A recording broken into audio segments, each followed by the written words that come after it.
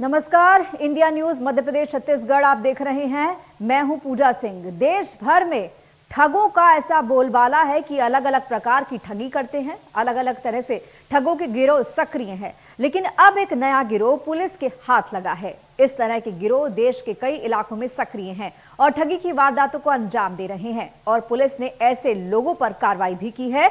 जी हां, हम बात कर रहे हैं एटीएम कार्ड बदलकर ठगी करने वाले गिरोह की। ये गिरोह एटीएम बूथ में ऐसे लोगों को टारगेट करते हैं जिनको एटीएम कार्ड से पैसे निकालने नहीं आते।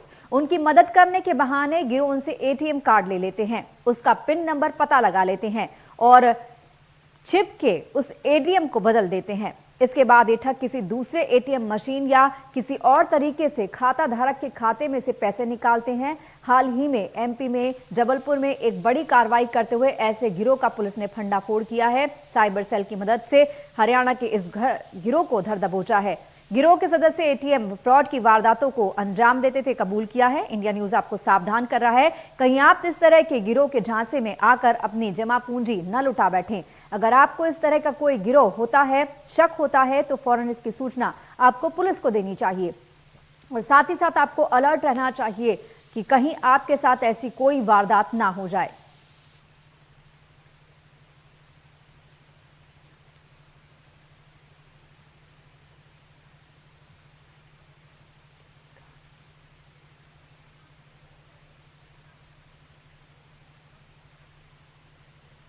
अगर आप पेटीएम का इस्तेमाल करते तो ये खबर आपके लिए है। जबलपुर में हरियाणा का सांसी गिरोह गिरफ्तार हुआ है जो एटीएम फ्रॉड की वारदातों को अंजाम दिया करता था। और जो गिरोह है उसकी वारदात का तरीका ये होता था कि पहले ही जो एटीएम का केबिन है वहाँ पर 2 सदस्य मौजूद रहते थे और एटीएम में आने वाले जो ग्राहक हैं उनको कहीं ना कहीं वो निशाना बनाते थे। उन्हें एटीएम की जानकारी देने के बहाने कहीं ना कहीं उनका पासवर्ड देख लेते थे और उसके बाद जब व्यक्ति एटीएम में ट्रांजैक्शन के लिए प्रोसेस पूरी करता उस समय ट्रांजैक्शन फेल्ड बताता था, लेकिन जब वो दूसरे एटीएम जब तक जाता था तब तक उसके खातों से हजारों रुपए की रकम जो है वो ये गिरोह उड़ा देता था।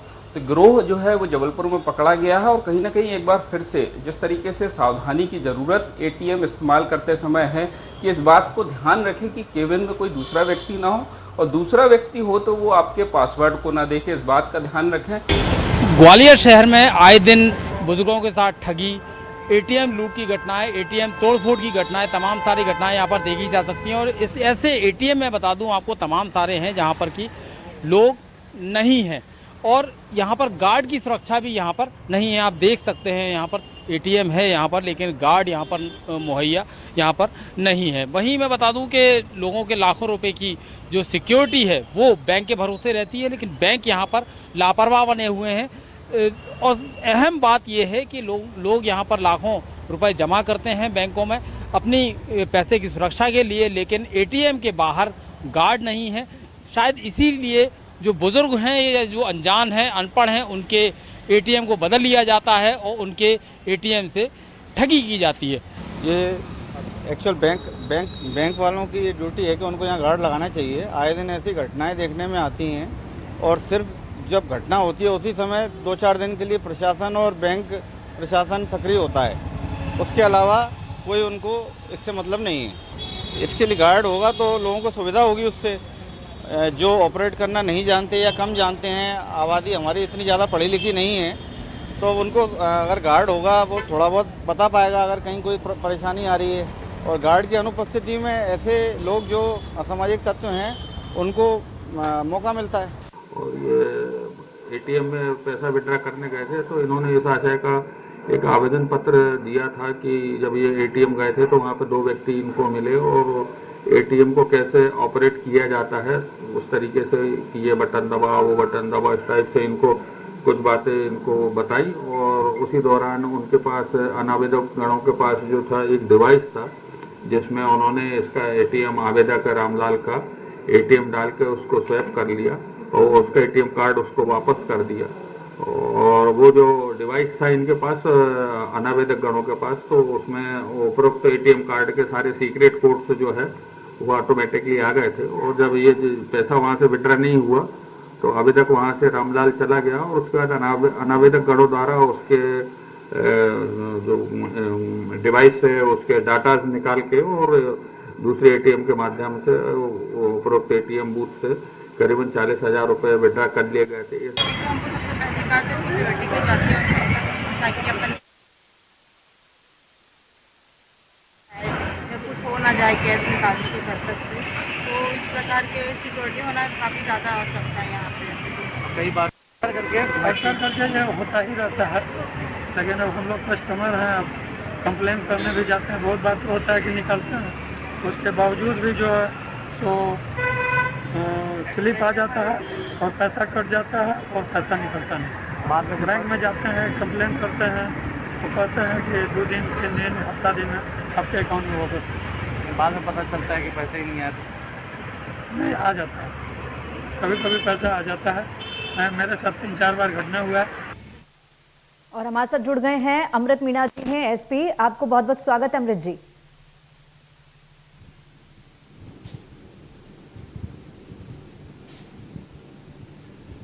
अमृत जी, आपको हमारी आवाज मिल रही है?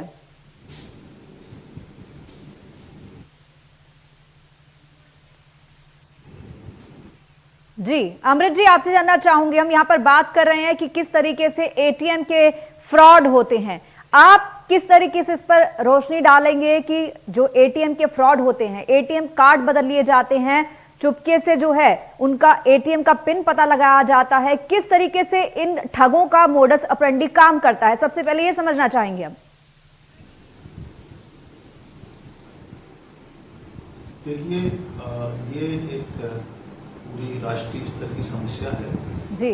पूर्व में भी ऐसी तमाम प्रांतों में बहुत सी घटनाएं सामने आई है जिसमें कि एटीएम के माध्यम से फ्रॉड करने वाले गिरोहों के लोगों ने हजारों रुपए फ्रॉड तरीके से निकाले हैं।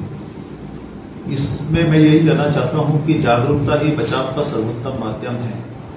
अक्सर ये फ्रॉड लोग विभिन्न एटीएम के बूथ के सामने पहले से खड़े रहते हैं किसी न किसी बहाने, और जब वो देखते हैं कि ग्राहक या तो कम पढ़ा लिखा या जो एजेड व्यक्ति है और उसको बाज करते रहते हैं दूर से। यहाँ मैं ये भी कहना चाहता हूँ कि इस तरह के फ्रॉड करने वाले लोग उन स्थानों को मुख्य रूप से चुनते हैं जहाँ पर सुरक्षा के लिए कोई व्यवस्था नहीं होती या गार्ड इत्यादि मौजूद नहीं रहते। वहाँ वो किसी न किसी बहाने या तो एक समय में एक से अधिक व्यक्ति के माध्यम से पहुंच जाते हैं। कई जगह ऐसे भी एटीएम है जहाँ 2 या 2 से अधिक मशीनें लगी हुई है, तो वो तिरछी निगाह से वो बाज करते रहते हैं उस स्थान पर जहाँ कोई ग्राहक पैसा निकालने आता है, और जैसे ही वो पैसा निकालने में मिस्टेक करता है या फिर अपना पिन कोड डालने में कोई त्रुटि करता है या एक से अधिक बार प्रयास करता है, तो ऐसे फ्रॉड आदमी समझ जाते हैं कि ये कम अनुभवी है और इसे आसानी से जो है गुमराह करके या बेवकूफ़ बना के और इसके कार्ड को टेम्परी या बदला जा सकता है। तो ऐसी शिकायतें कई बार आई है जिसमें या तो उन्होंने उसको जागरूक करने के बहाने या उसको ब्रीफ करने या उसको गाइड करने के बहाने की लाइए मैं आपकी मदद कर देता हूँ, और ऐसे में जो कम अनुभवी ग्राहक होता है वो उसको अपना एटीएम दे देता है और वो बातों में गुमराह करते हुए जो है उसको नकली एटीएम दे देता है और उसका असली एटीएम अपने पास रख लेता है। इस तरह की ज्यादातर शिकायतें आई है, इसलिए इनसे बचने के लिए हमें जागरूक होने की बहुत आवश्यकता है। जी, आपसे मीणा साहब ये भी जानना चाहेंगे कि इस बारे में कानून क्या कहता है, क्योंकि जो ये साइबर क्राइम में आता है, ये फ्रॉड में आता है, तो इसको किस तरीके से ट्रेस किया जाए, क्या सजा का प्रावधान है इसमें? साइबर क्राइम के बारे में अगर हम बात करें तो उसमें कानून क्या कहता है? देखिए, इसमें जो है आईटी एक्ट की धारा का भी इस्तेमाल होता है और 420 का सीधा सीधा आईपीसी का अपराध है। इसमें 7 साल से लेकर 10 साल तक की सजा का प्रावधान है। मेरा यही मत है कि जब भी कभी किसी व्यक्ति के साथ एटीएम फ्रॉड की कोई घटना होती है तो सबसे पहले वो अपने बैंक को संपर्क करे और तत्काल अपने अकाउंट को फ्रीज करवाए, जिससे कि उस एटीएम का मिसयूज ना हो सके। दूसरा, यदि उसको ऐसा लगता है कि ठीक से वो उसको ऑपरेट नहीं कर पा रहा है तो उसका ये दायित्व है कि वो किसी अन्य या अनजान व्यक्ति के हाथ में अपना एटीएम ना दे। जी। और तीसरा, यदि बाय द वे उसको ऐसा लगता है कि वो खुद नहीं निकाल पा रहा है, तो वो अपने किसी फैमिली मेंबर या किसी परिचित व्यक्ति को बुला ले, परंतु किसी अन्य व्यक्ति के हाथ में ना दे। आजकल एक और नई समस्या भी आ रही है कि जैसे हम अपने एटीएम का इस्तेमाल करके पैसा लेके बाहर जाते हैं, तो दूसरा व्यक्ति आता है और उसी पिन कोड का इस्तेमाल करके और एक नकली एटीएम से असली एटीएम का क्लोन कर लेता है, और उस क्लोन का इस्तेमाल करके भी कई बार एटीएम में फ्रॉड हुआ है। तो निश्चित तौर पे ये जो फ्रॉड करने वाले लोग होते हैं, ये हमेशा ही अलग अलग तरीके निकालते हैं, और जब पुलिस उनको ट्रैक करती है और इसके बाद उनके इस फ्रॉड को ट्रेस करती है, तो फिर वो कोई नया तरीका अपनाते हैं। तो हमारे यहाँ प्रत्येक जिले में साइबर सेल की टीम इसके लिए काम करती है, और हम लोगों को जागरूक करने के भी निर्देश है। तो हम लोग अलग अलग कैंप लगा के लोगों को ब्रीफ भी करते हैं, जागरूक करते हैं, उनको अवेयर करते हैं, ताकि वो जो है इस तरह के फ्रॉड से बचे। और बाय द वे, मेरा ये सुझाव है कि यदि किसी के साथ कोई चीटिंग हो जाती है, तो फिर उसको तत्काल नजदीकी पुलिस स्टेशन में जाकर और उसकी लिखित कंप्लेन करें, ताकि उसमें दोषी लोगों के विरुद्ध कानूनी कार्रवाई की जा सके। जी, हमारे साथ यहाँ पर साइबर एक्सपर्ट श्रुति जैन भी जुड़ गई हैं, और आम उपभोक्ता एक हमारे साथ हैं अभिषेक जैन। श्रुति, सबसे पहले आपसे आना चाहूंगी, यहाँ पर हम बात करें कि एटीएम में जो फ्रॉड होते हैं, किस तरीके से असली एटीएम से नकली को बदला जाता है, स्वाइप कर दिया जाता है, लोगों को पता नहीं चलता, और किस किस तरीके से एटीएम कार्ड के ये फ्रॉड होते हैं, ये आपसे जानना चाहेंगे। हेलो हेलो श्रुति, आपको आवाज मिल रही है हमारी? जी जी, हाँ, आवाज आ रही है ना जी। आपसे जानना चाहूंगी, यहाँ पर हम बात करें कि किस तरीके से ठग जो है एटीएम कार्ड को स्वाइप करते हैं, असली को नकली से बदल देते हैं, क्लोन कर देते हैं। आप साइबर एक्सपर्ट है, किस किस तरीके से एटीएम कार्ड के ये फ्रॉड होते हैं, आपसे जानना चाहेंगे।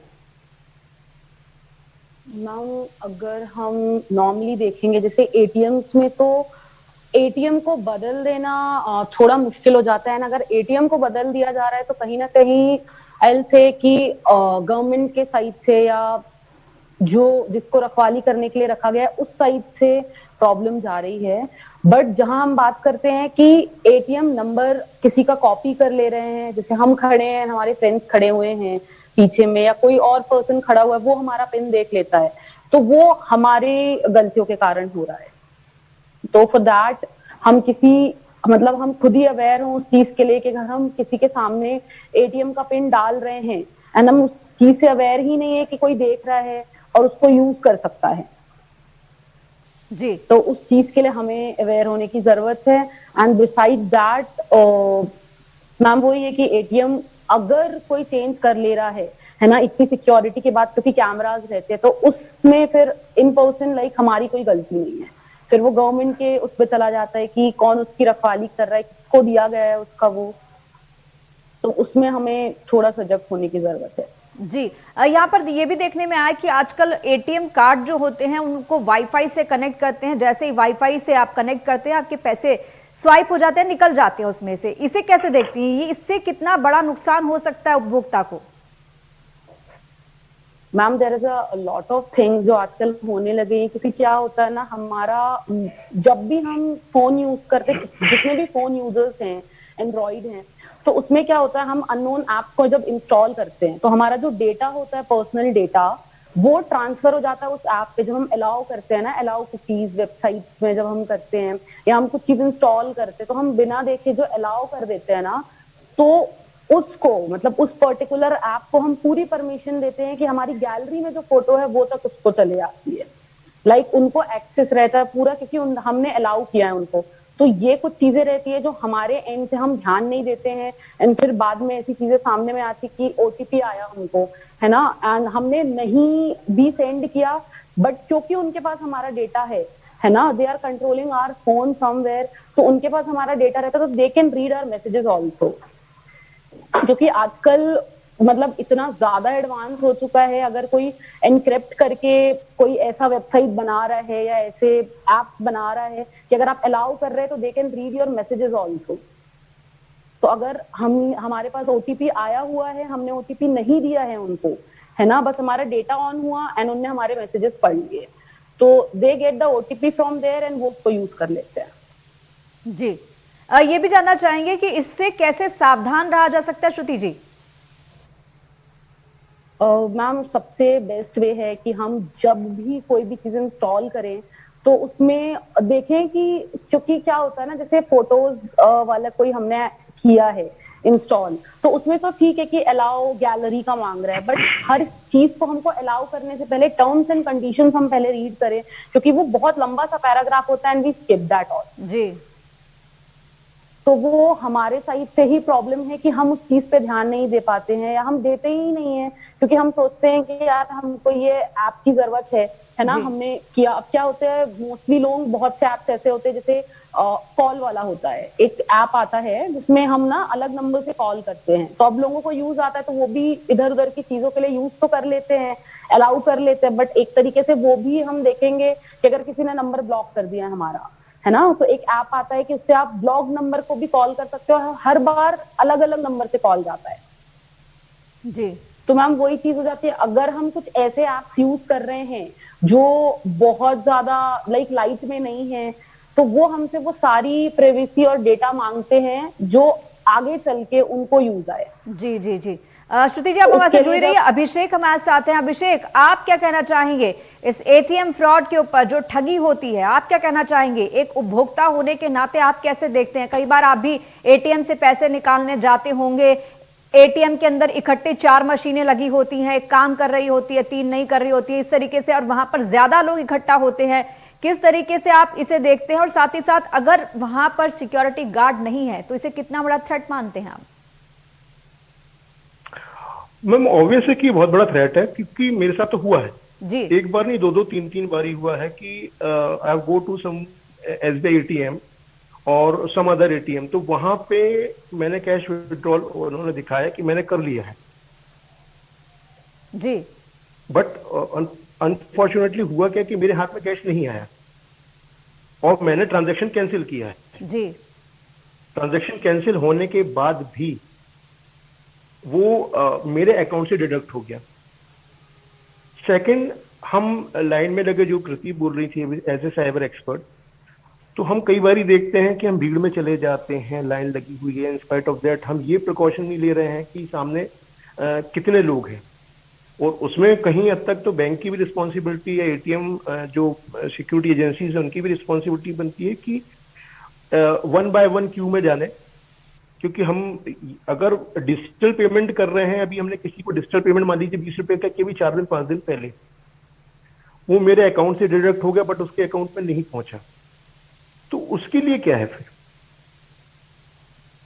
अगर हम साइबर फ्रॉड की बात करें तो कॉल्स आते हैं, वो हमको भी मालूम है, कॉल्स आते हैं वो अच्छी बात है, लेकिन हम उसका बैकअप क्या है उसका कोई प्लान नहीं है। अमृत मीणा जी हमारे साथ हैं। जी जी, अमृत मीणा जी आप इसका जवाब दे पाएंगे? अगर किसी उपभोक्ता के साथ ऐसा होता है तो उसमें कानून क्या कहता है, उनको पहला स्टेप क्या उठाना चाहिए? जी, सर्वप्रथम तो यदि उसके साथ कोई चीटिंग हो रही है तो तत्काल अपने नजदीकी जो बैंक है, जिस बैंक का अकाउंट वो यूज कर रहा है, वहाँ के मैनेजर को या बैंकर्स को तत्काल फोन करके और अपने अकाउंट को फ्रीज कराना चाहिए, ताकि उसमें से और पैसा ना निकाला जा सके। जी। इसके तत्काल बाद पुलिस में लिखित में कंप्लेन करना चाहिए, ताकि उस मामले को इमीडिएटली जो है इंक्वायरी में लिया जा सके और उसमें जो है अज्ञात व्यक्ति के विरुद्ध एफआईआर हो सके। पुलिस इमीडिएट मौके पे पहुंचेगी तो जिस बूथ में उसके साथ चीटिंग हुई है या फ्रॉड हुआ है, वहां सीसीटीवी कैमरे में भी उसका रिकॉर्ड मौजूद हो सकता है, तो उससे बदमाशों की पहचान हो सकती है, उनकी घेराबंदी करके उनको पकड़ा भी जा सकता है। और जैसा कि मैंने पूर्व में बताया है कि इसमें क्रिमिनल केस बनता है, इसमें आईटी एक्ट का भी अपराध है और आईपीसी का भी अपराध, तो इसमें जो भी दोषी होगा उसके विरुद्ध सख्त कार्रवाई होगी। ऐसा रैकेट पूर्व में भी कई बार हम लोगों ने पकड़ा है, जिसमें बिहार, झारखंड और दिल्ली तक के बदमाश हमारे यहाँ एमपी में भी पकड़े गए और उनसे कई सारे नकली एटीएम हमने बरामद किए हैं और उनके विरुद्ध कार्रवाई की है। कई सारे बदमाश अभी भी जेल के अंदर बंद है। जी, इसमें मीणा जी सजा का क्या प्रावधान है? किस हिसाब से सजा दी जाती है, क्योंकि अलग अलग तरह की ठगी होती है, अलग अलग तरह का फ्रॉड होता है, तो किस तरह की सजा का इस पे प्रावधान है? क्योंकि एटीएम कार्ड चोरी करना, कोई आपका एटीएम कार्ड चोरी करके ले गया, स्वाइप करके ले गया, उसको ट्रैक करना, ट्रेस करना तो बहुत मुश्किल होता है, क्योंकि वो तो आपके एटीएम से पैसे उड़ा लेगा, कहीं से ऑनलाइन ट्रांजैक्शन कर लेगा, आपको पता भी नहीं चलेगा। तो आप कैसे ट्रेस करते हैं? आप किस तरीके से इन लोगों तक पहुंचते हैं? इसमें हम लोग साइबर की टीम की मदद लेते हैं और पूर्व में जो लोग विभिन्न अपराधों में गिरफ्तार हुए हैं इसी टाइप की मोडस ऑपरेंडी के मामलों में हम उन संदिग्ध लोगों के बारे में भी पूछताछ करते हैं।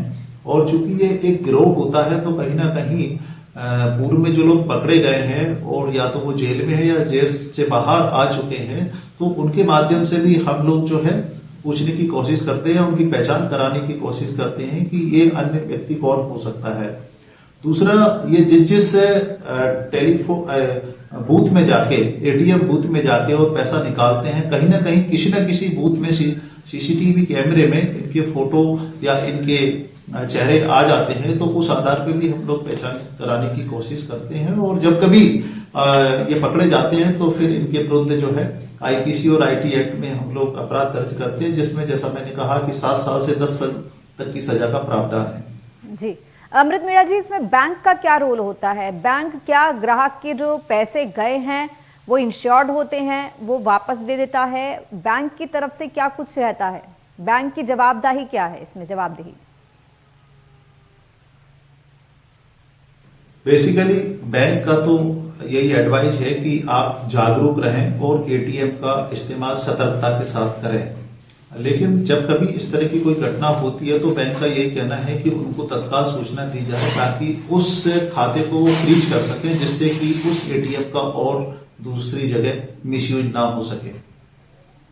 जी, अभिषेक जी, आप क्या कहेंगे इस पे? जिस तरीके से यहाँ पर मीणा साहब ने बताया है कि खुद उपभोक्ता को जागरूक रहना चाहिए, अगर ऐसी कोई फ्रॉड होता है, ऐसा कोई आपके ट्रांजैक्शन में दिक्कत आती है तो आपको इमीडिएटली बैंक को इन्फॉर्म करना चाहिए।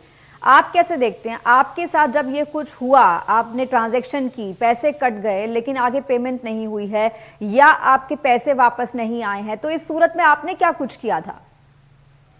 क्योंकि मैडम मुझे ये जानकारी थी, शायद अगर मैं डिजिटल पेमेंट में जाता हूं तो आप गौर कीजिए 5:30 से लेकर 8:30 बजे तक मैक्सिमम या तो आप फैचिंग करके देखेंगे तो आपका अकाउंट में डिस्प्ले नहीं करेगा आपके अकाउंट में है कितने पैसे। जी, तो मैं जो भी ट्रांजैक्शन करूंगा वो मिनिमम से मिनिमम करूंगा।